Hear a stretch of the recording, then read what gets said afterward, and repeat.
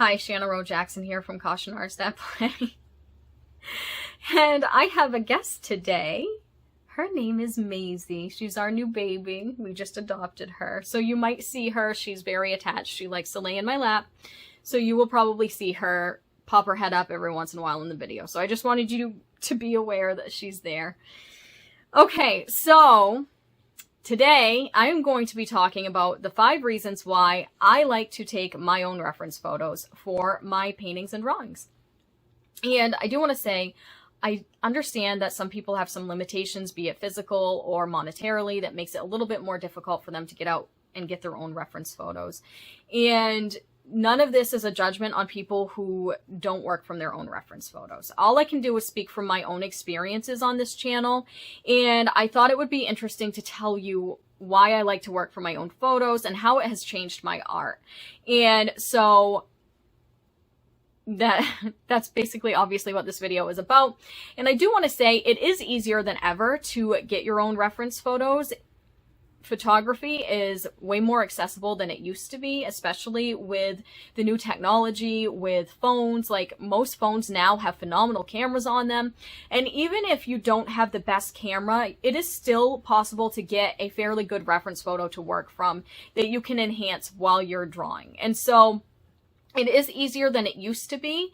And so I don't want you to feel discouraged and feel like it is not an option. You can just start right where you are, use your camera phone, set up a still life next to a window. Like, there are ways to start where you're at. And that's what I did when I first started. And so let's talk about the 5 reasons why I like to work primarily from my own reference photos now. The first one is copyright. And this is what started it all. And I mentioned this in my 5 things I wish I knew when I was first starting out as an artist. There was a video about that a few weeks ago. And copyright is what turned me to taking my own reference photos to begin with. I didn't used to know much about copyright when I first started, and once I learned about it, I decided it would just be easier for me to work from my own photos. So if I take my own reference photos, I don't have to ask permission from the original copyright holder, and I don't have to worry about infringing on anybody else's rights.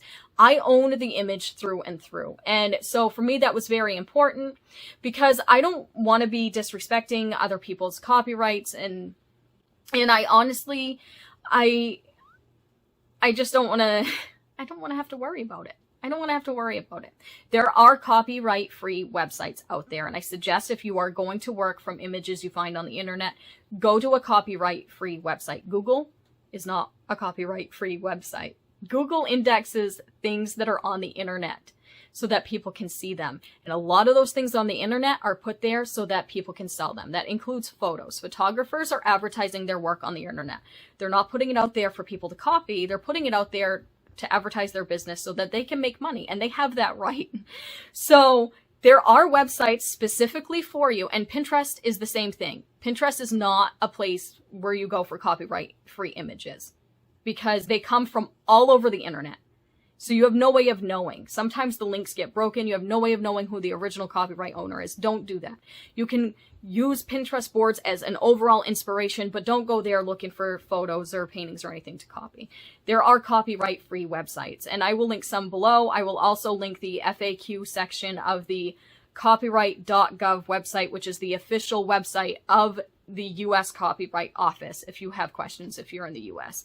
So I'm not going to get too far into that here because I talked about it a lot in my previous video, but I just want to say that I thought it would be easier for myself personally if I just took my own photos, so I didn't have to worry about any of that. And then I know that I own the copyright. So the second reason why I really like to take my own photos, and obviously as the years have gone on, I've gotten more used to taking my own photos. I'm learning more and more, and it's grown on me more and more. But the second reason why I have discovered that I love to take my own photos is that because, like, when I am the person taking the photo, I have experienced the image in real life. I am experiencing it as a whole. This real life experience, which encompasses like the smells and the feelings and the general atmosphere of the photo itself, those can all be brought to the artwork when I'm drawing and painting. The memories and everything else can be rolled in while I am working on the artwork. And I find that brings a lot more emotion to my artwork. And this in-person experience has also helped me narrow my style over the years because I'm working on the things that I know. These are things that I have experienced firsthand. And it limits it because I'm not going very far to get my photos. I'm not a huge world traveler. Some people are. And if you can do that, absolutely do that. But I am working mostly from photos that I have taken in my own yard, like photos of deer that have been in my actual backyard, photos of birds that hang out in my trees, flowers that my husband and I grow, and a lot of food. When I do still life, it's usually food and it's usually candy. But these are candies that I love and I have eaten. I have gotten the full experience. I think you get what I'm saying here. And so that puts a lot more emotion into my artwork and makes it unique to me. And that was a happy side effect that I didn't see coming when I started working exclusively from my photos. So number 3, and this kind of goes along with painting what you know and being unique, is that when I take the reference photo, I'm the only one working from that reference photo. Now, there are exceptions. There are times when I will take a photo and use it specifically for a step-by-step tutorial that I will put on my channel. And in those cases, I will explicitly state, this is a step-by-step thing. Feel free to copy this. But for the most part, I don't really share my reference photos online if I don't want to. If I want to be the only one to work from it, I'm the only one who's going to be working from it. You know what I mean? And so that, because I sell my artwork, is something that is important to me. Now, it may not be important to other people, but I can say that I can't even count the amount of times that I've been in one of my Facebook groups that I'm a part of and seen numerous pieces done by different artists that you can tell were done from the same reference photo. And that is great for learning. Again, it's not even a judgment thing because sometimes you can't get your own reference photos. But I personally have never really been interested in doing the same thing everybody else is doing. And I know that kind of sounds awful, but I know that there's nothing 100% unique under the sun. However, when you work in realism like I do, and like a lot of the people in the groups I follow do, it does become obvious when you have worked from the same reference photo as someone else. Now, I do have some references that are kind of generic that I've taken. You know, like I have my blueberry drawing. There are numerous blueberry drawings out there that are similar because there was a reference photo, I think on Pixabay or something like that, of blueberries that happened to be a little bit similar to the reference photo that I took myself, because there's only so many spins on this type of composition. But I have seen multiple of that done from that reference photo, and you can tell that they were all done from that same reference photo. Mine's the only one that was done from my reference photo. And so it's just that 1% uniqueness. However, I can say it's 100% mine. And I don't want to spend hours on a piece just to have somebody and post it online, just to have somebody else post something that's so eerily similar the next day. Now, it's all legal, and that's great. And again, if you can't take your own reference photos, definitely use those copyright-free websites. Please, I implore you, don't infringe on other people's rights in the name of uniqueness, because of course, if you're copying somebody else's photo without permission, that's not very unique either. But I digress. I'm just saying, especially for learning purposes, you know, if you need to, oh, you itchy girl, if you need to work from photos that are on those sites, definitely do it. You know, it's not a judgment thing. I'm just speaking from my own experience. Okay, so number 4 is taking many photos of the same subject and from different angles allows me to choose an optimal composition. And this overall has taught me a lot about composition. I have grown so much as an artist from taking my own photos because I am setting up that composition right from the get-go, and I am learning what is good about the composition. You know, sometimes you'll find a photo that you fall in love with, but you don't necessarily know why because you're not the one that took it. But when you're taking it, you're right there and you're like understanding, okay, if I take it from this angle, then it's going to be better than if I take it from this angle. And so you're learning the why of like why you like that composition so much. And it also helps to take numerous reference photos of the same subject. And so especially if you're working on something that you can't work on from life, if you take multiple images of it, that's going to give you more of a 3D view of the composition. And so, or of the subject itself, and that overall will help you learn more about the subject and translates into a better drawing.